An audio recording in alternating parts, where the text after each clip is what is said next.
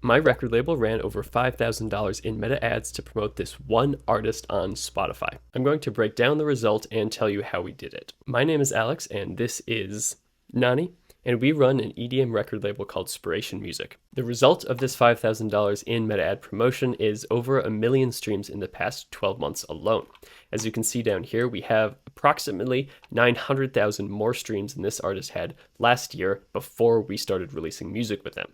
The first question any reasonable person would have, was this a good investment? Ultimately, you will have to decide for yourself, but here's 3 reasons why I am very happy with the result. Number 1, this song has already generated enough royalties to cover half of the investment, and it will cover the rest of the investment over time. A lot of our ad spend was over the past couple of months, and it takes 8 to 12 months to see a return on a really good ad campaign. So we're still waiting to see the return on most of this investment. We could stop spending money right now and just let the royalties come in for the next year, and we will have covered our investment, no problem. Number 2, I learned a lot. I wouldn't have learned how to run good ad campaigns if I didn't spend money running ad campaigns. With the knowledge I now have, I know that I could have saved around $1,000 in ad spend to get the exact same result that I got here. And that gives me a much better chance to do this well in the future. Number 3, the proof of concept is valuable in itself because it attracts artists to submit demos to my label.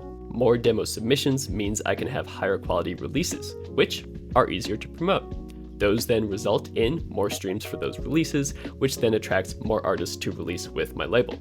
You can see how this is a cycle, and I'm going to run that cycle until I am dead. Real quick, if you make EDM and you don't want to have to do all of this work and spend all of that money to promote your music, you can release a song with my record label. We do a 50-50 net revenue split, and you can submit your demos using the link in the description. Hope to release a song with you soon. Anyways, back to the video. Let's go ahead and look deeper at the Spotify for Artists data. Here we can just see the graph of the last 12 months. We've had a total of 250,000 listeners and over 1 million streams. We've had tons of playlist ads and saves on this music as well. Over on the playlist tab, we're going to take a look at what playlists are contributing to these streams. As we can see here, Radio and Discover Weekly are both fairly high. They are our top 2 playlists for this artist, and that'll be over 300,000 streams from Radio and over 100,000 streams from Discover Weekly. We also have a decent number of streams from the other algorithmic playlists as well. Down in users' own playlists, the playlist that my label owns and operates has gotten over 100,000 streams for this artist in the past 12 months. So that's about 1/10 of the total streaming volume for the artist. I think that our playlist is very helpful, not because it contributes an overwhelming number of streams to the music, but because it helps to group this artist's songs with other artists' songs who are similar, and that most likely helps the algorithm a lot. I'm comparing that to other songs that I've promoted for other artists outside of my label who do not also have a playlist network to put their music in. And if we keep scrolling down here, we can see this artist's music was added to tons of users' own playlists. And here it says that it's been added to over 10,000 user playlists. But if we go back to the audience, we can also see that the number of playlist ads over the past 12 months is over 21,000. And that helps people repeat listen to the music. Looking at some of the songs individually, we can see some pretty exciting things. So I'm going to take us over to the Songs tab and filter these songs by number of streams over the last 12 months. Our 6 songs that we released with this artist are 6 out of the top 7 performing songs on this artist's library. We don't sign artists as a whole, we sign individual tracks. So if an artist releases a song with us, their commitment is just that one song. This song right here is a perfect example of what can happen with a meta ad campaign. I have filtered the data to show just the last 12 months. The song came out almost exactly 1 year ago. We ran a meta ad campaign for the song, and the campaign spent $540.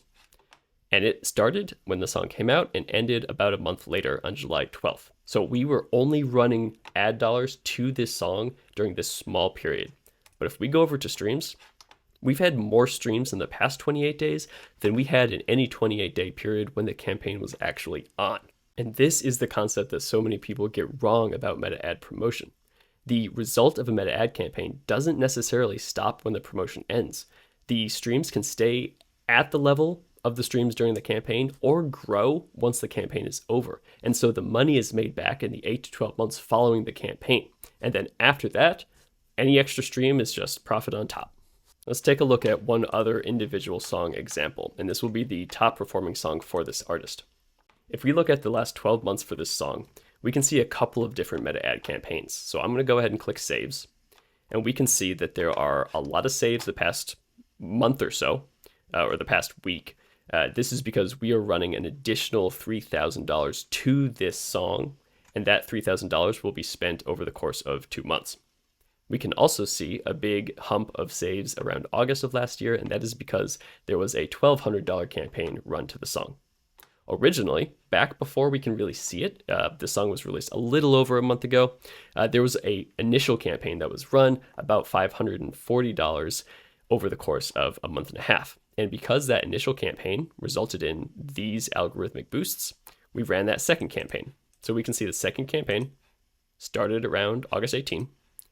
And around August 18, we had huge spikes in Discover Weekly. The campaign ended around October 2nd.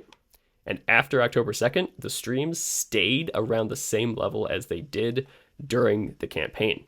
They dropped here because we changed distributors and that interrupted our discovery mode. But ultimately, discovery mode kicked back in. And once it did, we decided to run more budget to this song to try to push it to a over 120,000 stream per month song. If we can get the song to over 120,000 streams per month through this campaign, then I will consider this campaign to have been worth it. Let's take a look at the ads manager. In the bottom right, we can see the total amount spent, which is $5,050. This is over the course of 6 different songs. As you can see, one of these songs has gotten a lot more ad spend than the others. I like to test songs out with $500 budgets initially, and if the song performs exceptionally well, they get more budget. Here's a graph showing our daily ad spend on this artist's music over the past year.